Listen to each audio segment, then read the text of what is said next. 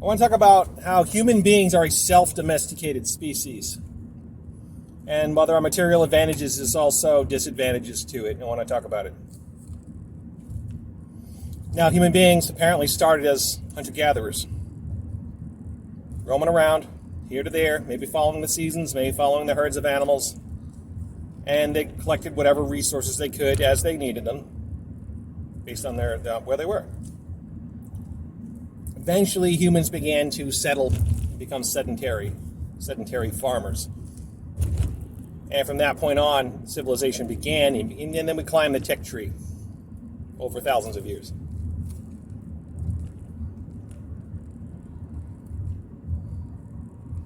And with each level we climb the tech tree, we become more dependent on that technology to survive. Now, you still retain some skills from before you had the technology, but the further up we go, the more complicated the civilization, the more you depend on that complication, that sophistication. Eventually, you begin to lose the skills that the hunter-gatherers had. Now, if you're a farmer and it's the year 1400, 1500, you're still going in the woods to collect medicinal plants and whatever, wild fruit and all that. Hunting animals, skinning animals, and so on. We get to the point now, Industrial Revolution and eventually electrification. I think electrification was the point of no return, where we have such amazing material abundance, and the way to avail yourself of it is to be integrated into that system, to partake of the material abundance. So instead of learning to grow food or find food and process game animals, take their skins, make tools out of stone and out of wood and all that, you're using manufactured tools to produce other value-added things.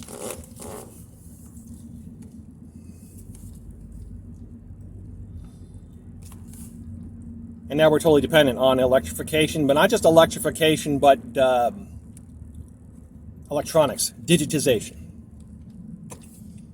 It's one thing to have electricity, but now everything runs on computers now. The ordering, the supply chain, the manufacturing of things, all computerized. And we're dependent on it, and it's amazing the abundance that we can enjoy.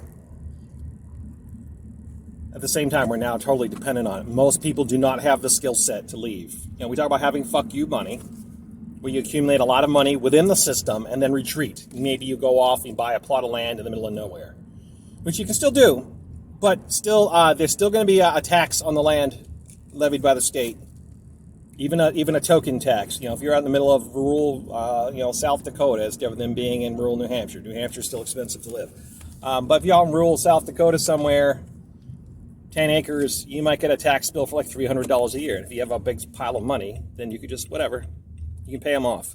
But you're still dependent on the civilization. You're still making trips to the grocery store once in a while. You're still buying your textiles and whatever from the system. Maybe even start your own farm and grow the bulk of your own food. Maybe you grow 99% of your own food, whatever. But you're still at least connected to the system. They still have that tax on you. They're forcing you to be part of the system. The thing that's insidious about civilization, about being domesticated, is that your domesticated population is not allowed to go wild again. Try it. If you even have the skill set, and you can develop the skill set, all right? There's some people who are very competent, could just disappear into the woods if they were allowed to, but you're going to have forest rangers or whatever, forest service people who are going to try to find you. Either actively or passively, they'll find you and then try to force you back in.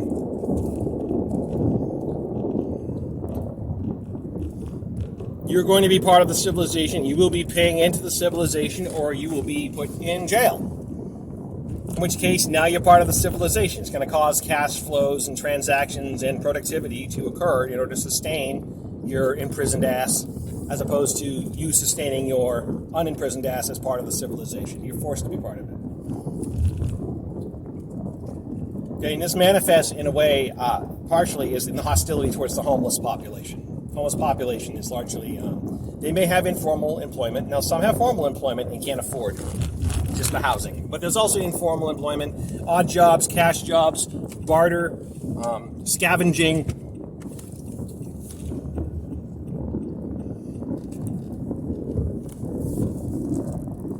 And if you can make it as a homeless person, yes, you're still connected to the civilization, but you have no official footprint in it. And civilization, the system, can't allow its domesticated population to go wild again. Now, you're not wild if you're a homeless person eating from trash bins, eating leftover, whatever, discarded, expired canned goods, and so on. But you're getting halfway there. You're part of the way there. And the system wants to keep you from doing that. And we can talk all about liability, grocery stores not giving away their expired goods.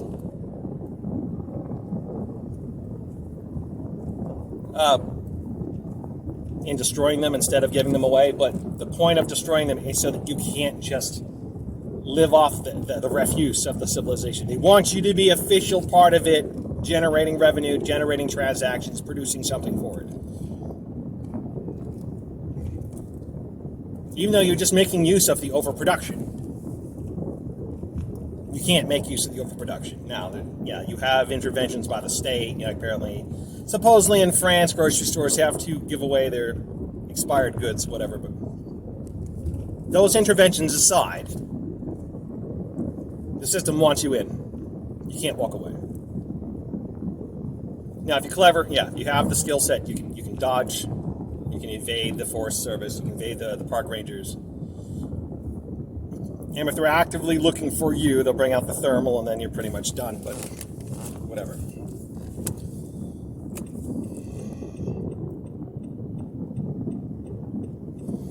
We can talk about freedom and different conceptions of freedom. Freedom from want versus freedom of something, positive and negative freedoms as manifest in different ideologies or isms within civilization. Communism versus capitalism versus fascism versus Christian nationalism versus Islamism. But the ism that reigns supreme over all of these is civilizationalism. And that is being a domesticated person within this machinery we call civilization. And no matter who's in charge, what you're fighting over is the electrical grid, which is like the backbone of it. This very fragile electrical distribution grid. It is the backbone of the entire civilization. You're fighting over the food, mass food production. You're fighting over the banking system. You're fighting over the factories. You're fighting over the retail stores and so on. You're fighting over the housing stock, the roads, the railroads, all these things. Some people say, "Oh, we should have this philosophy. We should have that philosophy." Just keep in mind, it's all within something we call civilization. And no matter who's in charge, the apparatus is set up so, one, you don't learn the skills to drop out if you wanted to. You have to seek those out on your own. And second, if you do drop out, they go looking for you and try to force you back in. Either going to force you back in to work and generate revenue at a job with a formal domicile and so on, or they'll stick you in jail, which then causes, of course, transactions that support the system. Not allowed to drop out. Civilization is intolerant of wild people. What we would call barbarism. Civilization is intolerant of barbarians. Now, call something barbaric. You talk about certain heinous, violent acts as being barbaric. And yeah, barbarians might do these things, but civilization, you might describe somebody, hypothetically speaking, going into a camp of people at night and chopping them up with a sword as barbaric. But you could say the same thing about dropping a 2,000-pound bomb on a wedding party. It's violent, it's vile, but, a civilization produced that bomb. A civilization dropped that bomb. Whereas, a barbarian, went in there with his weapons and hacked people up. Both are heinous acts. Both are wrong. So, but let's not call it just because it's gruesome that it's barbaric. where am I going with this?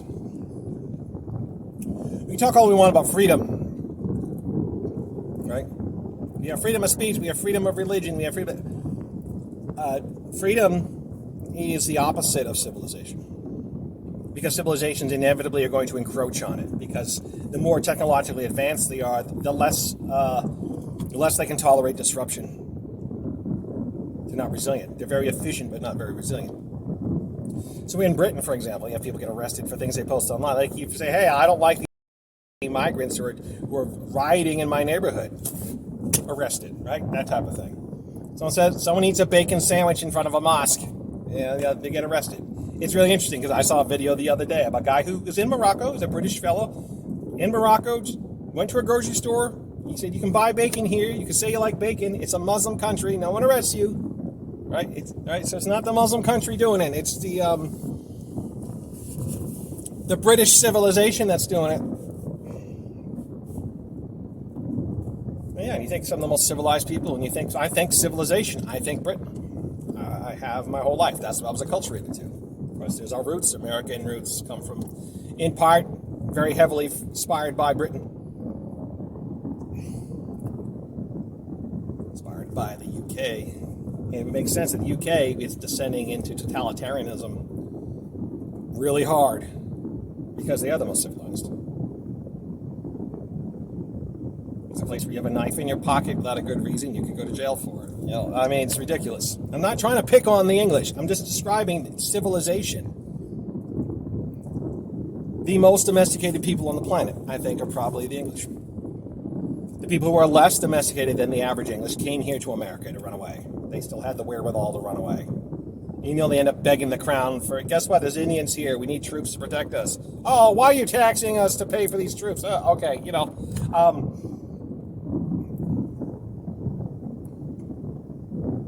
And there we are. America was barbaric enough to fight for its independence. You know, Canada was granted independence.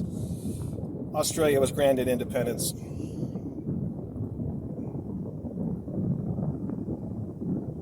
There's still a little bit of fight left here.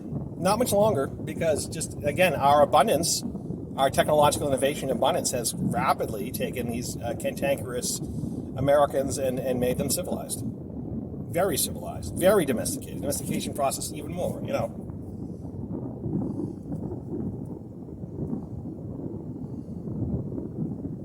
Freedom is being able to walk away. And if you can't walk away from it, you're not free. Yeah, freedom of speech, due process, you know, search and seizure, all these things are great, but in the end, they end up being useless guarantees.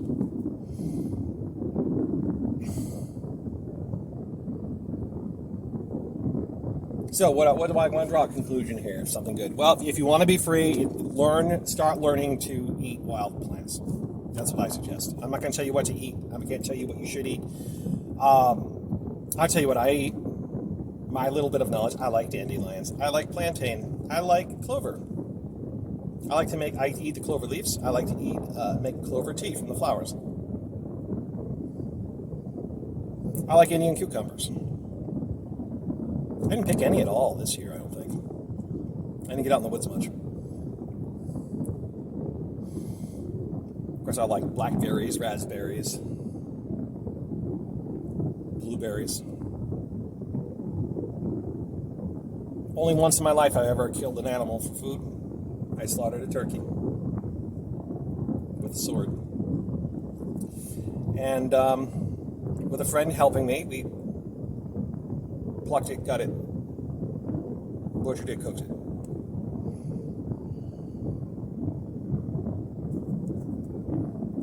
And do I know how to make cordage? No. I, in theory, know how. Every time I've tried to make cordage out of plant material and stuff, it doesn't work. I can't even splice two strings together. Apparently there's a way to splice them, and I've tried it all just pulls apart. I don't know what the fuck I'm doing. I think I know what I'm doing. I do what I think the instructions say. I watch the YouTube videos, and then I try to do it. I fail. My skill set's limited. I'm very industrious and resourceful at taking the shit around me and making something useful. But I am still, in that case, scavenging from the refuse of civilization. I'm not actually being wild.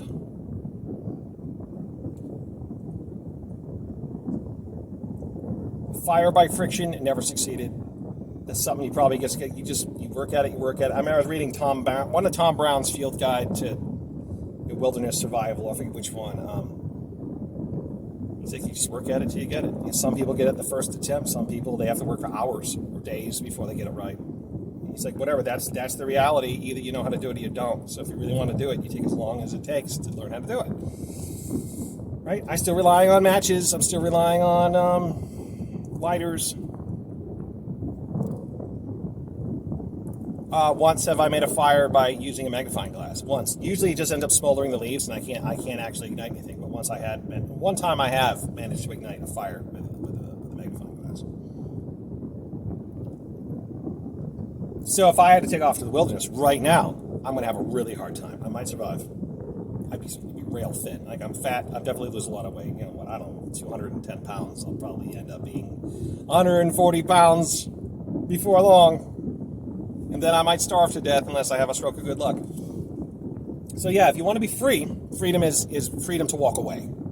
Now, the state would try to stop you, but enough people quit and walk away, they don't have the manpower to do it.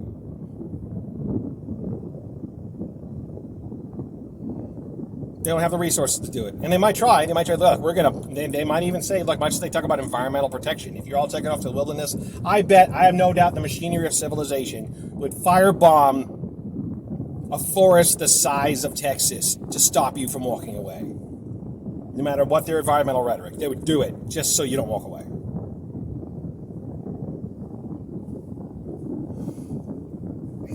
Now, there are events that might force people to learn these things really fast. You have the electrical grid, which in America is extremely fragile. I think America can only manufacture, I think it's like 35% of its transformers. And there's only so much in stockpile at any one time. And those are your standard, like, utility pole transformers. I mean, talking about, like, the big ones they use in major power substations and so on. Like, you don't even need the power stations to fail. You just need the infrastructure to fail. If there's enough points of failure, enough widespread, the whole thing collapses. And if you don't have enough supply to replace and get things running again, then before long, it doesn't take long, I don't think. A few days without power, people start to riot. And then they start to loot the grocery stores, loot all the stores. Mass capital consumption. The civilization eats itself. And people become pretty cruel to each other.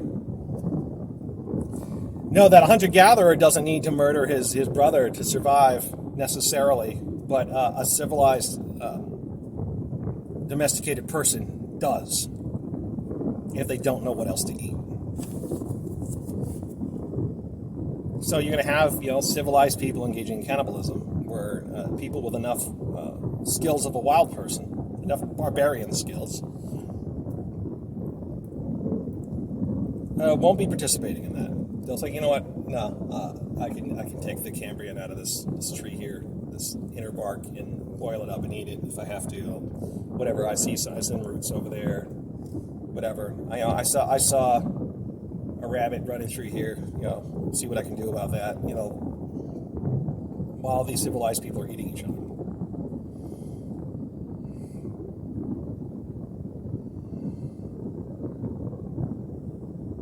So, as much as I enjoy the material abundance of civilization, is obvious the fact that I'm having this conversation with you, this monologue with you, is evidence to the material magnificence of civilization.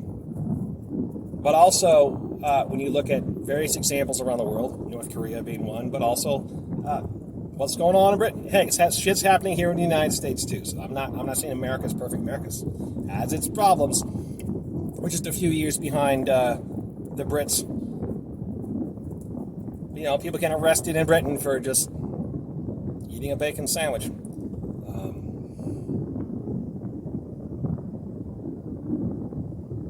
If you were out hunting wild pigs, no one would be arresting you for doing that. If there's no civilization, you could just kill a pig and eat the bacon. And you'd be a hero and not a villain. Now, I love pigs. I'm in a personal moral dilemma about whether to continue eating pork. But take my point, I think. I hope you understand. So that's what I advocate. I advocate learning the skills of a barbarian, learning to be a wild person, so that you have the power to walk away. So, or when shit falls apart, even if you're still a pretty civilized, domesticated person, you have some skills to lean on. You can mix your civilizational skills with your wild skills, and then ease into a post-civilizational existence. Or maybe a civilization might still be present, but it's going to be in a much more flexible form where you're getting more and more off the land and less off the system, off the official market or whatever, official distribution system. The distribution system is going to be localized. Whatever you choose to harvest, you don't have to worry about getting your license for this, your license for that, pay your tax here, blah, blah, blah, blah. No, people are going to be too poor to implement such things. And then you actually enjoy genuine freedom instead of just, permission slips from the state. Instead of just hoping you don't get arrested for expressing your opinion. All right, that's all I got to say. My name's Steve. I have a boulder of shit with my name on it and hill to climb. So I'm out of here.